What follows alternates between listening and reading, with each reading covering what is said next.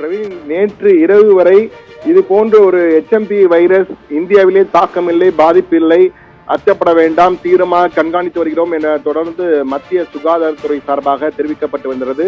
இந்த நிலையில்தான் இன்று காலை 2 குழந்தைகளுக்கு, கை குழந்தைகளுக்கு, ஒரு 3 மாத குழந்தை, ஒரு 8 மாத குழந்தைக்கு இந்த தொற்று HMPV தொற்று இருப்பதாக அதிகாரப்பூர்வமாக அறிவிக்கப்பட்டிருக்கிறது. இதை மத்திய அரசின் சுகாதாரத்துறை அறிவித்திருக்கிறது. இது PIB இந்திய பத்திரிகை சங்கம் மிக தெளிவாக இது உறுதிப்படுத்தியிருக்கிறது. இந்த சூழலில் தான் தற்போது மகாராஷ்டிராவிலும் ஒரு கை குழந்தைக்கு இந்த தொற்று இருப்பதாக தற்போது மற்றும் ஒரு தகவல் வந்திருக்கிறது. எனவே இதுவரை இந்த குழந்தைக்கு 3 மாதம் 8 மாதம் என்று இருந்தது. தற்போது இதுவும் ஒரு குழந்தையாக இருக்கிறது என்ற தகவல் தற்போது உறுதிப்படுத்தப்பட்டிருக்கிறது.